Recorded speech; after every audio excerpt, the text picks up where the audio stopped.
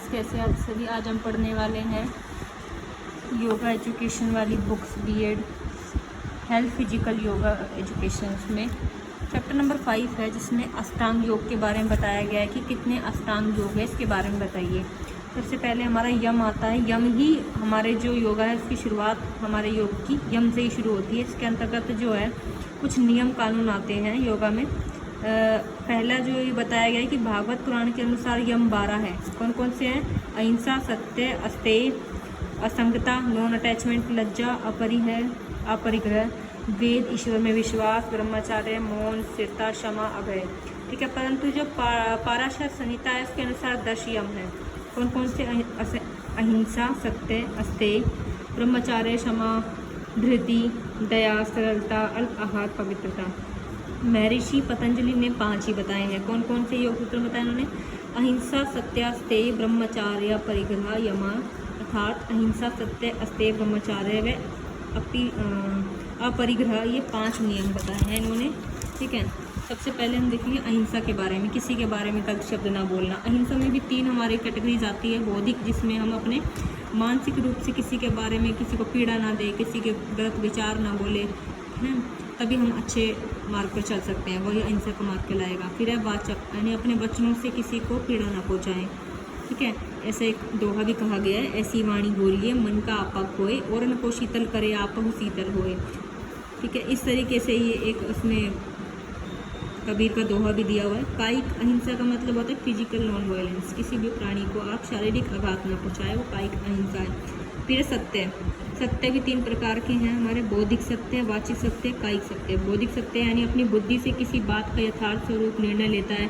जैसे दुखी, मान लो कोई बात सुनी है हमने, उसका वैसे ही अनुभव किया है, तो उसको उसी तरीके से बोलना, बढ़ा चढ़ा कर ना बोलना। ठीक है, उसको अपने व्यवहार में लाना, वो बौद्धिक सत्य हो गया। वाचिक सत्य, जिस बात को जैसे सुना है, जैसा अनुभव किया है, जैसे देखा है, वैसे ही बोलना। कायिक सत्य मतलब किसी भी रूप में देखी हुई या अनुभव की हुई बात को उसी रूप में अपनाना और अपने अथवा कर्म द्वारा व्यक्त करना ही कायिक सत्य कहलाता है। फिर है अस्तेय, नॉन स्टीलिंग मतलब चोरी ना करना।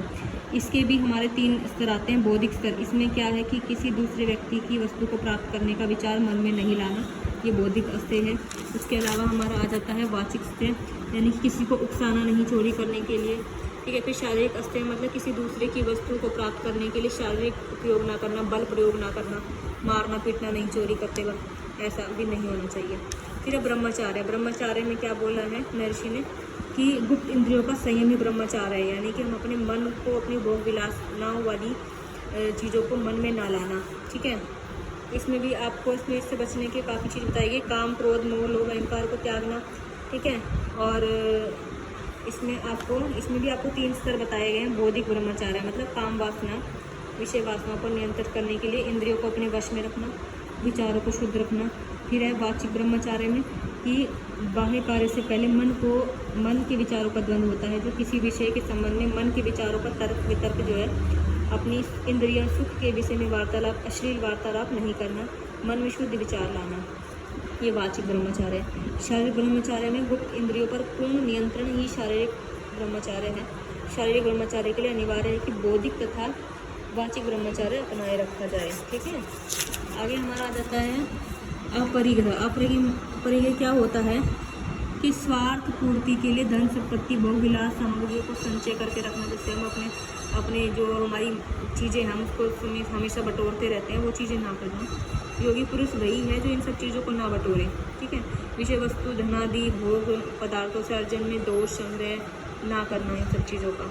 फिर इसमें भी 3 चीज़ें आती हैं। बौद्धिक अपरिग्रह, अपरिग्रह में आता है मूलभूत आवश्यकताओं को पूरा करने से अधिक का संचय ना करो। जितनी ज़रूरत है उतना ही करो, अधिक संचय ना करो जीवन में, क्योंकि कुछ साथ नहीं जाना है। अधिक वस्तुओं का संचय करने का विचार भी मन में न लाना, बौद्धिक अपरिग्रह कहलाता है।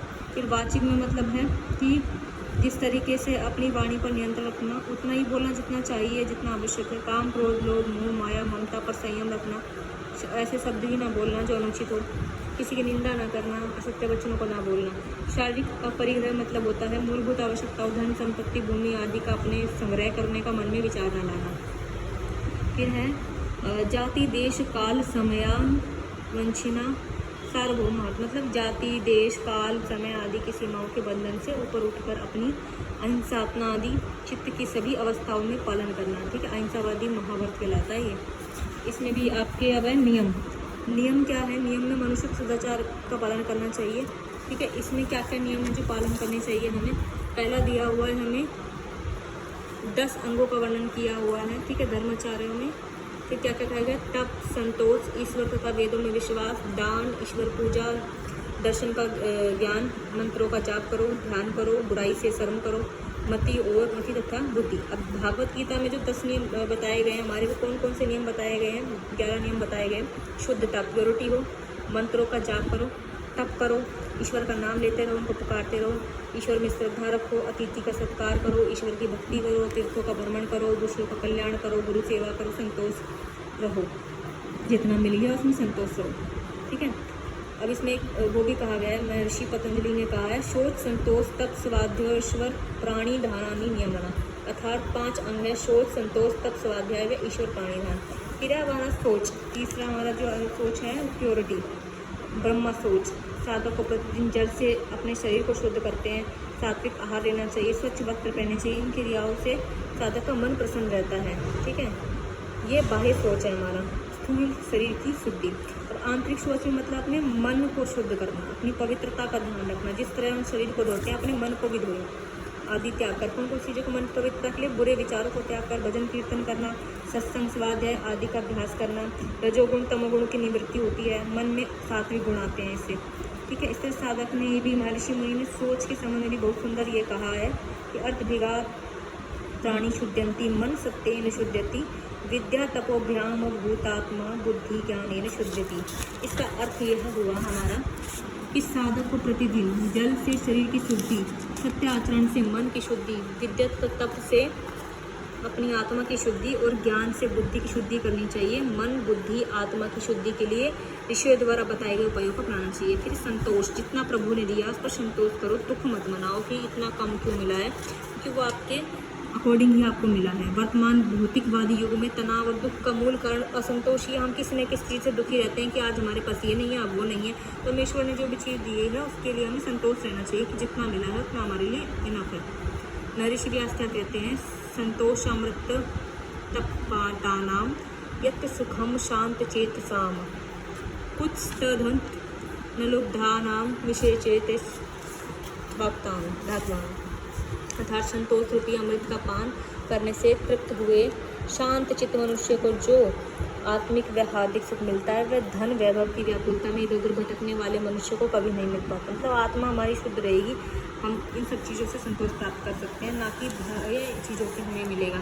तप से, तप क्या है? अब है सुख दुख, सर्दी गर्मी, भूख प्यास आदि द्वंद्वों को सहन करते हुए मन तथा शरीर ही साधना है, शरीर की साधना है। महर्षि व्यास द्वंद्वों को सहन करना ही तब बताते हैं। ठीक है, इन सबको हम सहन कर रहे हैं ना, सुख दुख सहन करने लग जाए, सर्दी गर्मी का हमें आभास ना हो, भूख प्यास ना लगे हमें, तो हमारे लिए तप ही है। महर्षि पतंजलि ने योग दर्शन की तप की व्याख्या करते हुए भी कहा है कि अर्थात द्वंद्वों को सहन करना ही तप है हमारा। कष्ट सहले हम, इस सारी चीज़ हमारे लिए तप है। तप साधना से शरीर में तेज, शरीर के तेज में वृद्धि होती है, पुरुषार्थ की ओर हम अग्रसर होते हैं, हमारी बुद्धि का विकास होता है। स्वाध्याय मतलब सेल्फ स्टडी। स्वाध्याय का शाब्दिक अर्थ स्वयं अध्ययन, आत्मचिंतन, मनन करना, विचारों की शुद्धि लाना, ज्ञान प्राप्ति के लिए विद्याभ्यास करना, धर्मशास्त्रों का अध्ययन करना, सत्संग करना, अच्छे विचार लाना, स्वाध्याय कहलाता है। नित्य ओम गायत्री मंत्र का जाप करना, ये सारे हमारे स्वाध्याय हैं। साधक को मन की शुद्धि और चित्त की कोमलता के लिए मन क्रम वचन से स्वाध्याय करना चाहिए। ठीक है, अब इसी तरीके से एक दोहा भी दिया हुआ है इसमें, तो अब इसमें इस तरीके से हम जाप करें, अपना श्रद्धापूर्वक सत्य का पालन करें। ठीक है, हमें अपने मन का पता चलेगा कि मैं कौन हूँ, कहाँ से आया हूँ, कहाँ जाना है, क्या करना चाहिए, सब चीज़ें हमें स्वाध्याय से पता चलेंगी हमारी। आगे हमारा था ईश्वर प्राणी धाम। ईश्वर प्राणी धाम मेडिटेशन टू गॉड, भगवान के लिए हम अपने ध्यान लगाएं, मन क्रम वचन से ईश्वर की भक्ति और उनका नाम रूप लीला उनके बारे में आदि श्रवण करना, कीर्तन करना, कर्मों को ईश्वर के प्रति समर्पित करना ही ईश्वर प्राणी धाम कहलाता है हमारा। ठीक है, आसन मतलब इस अवस्था में शरीर जब तक सुख दुख से रह सके, आसन उसे क्या आसन कहते हैं। ठीक है, चलिए इस तरीके से प्राणायाम भी आएगा हमारा, जिसमें कैसे वो है। प्राणायाम के बाद हमारा प्रत्याहार आएगा, फिर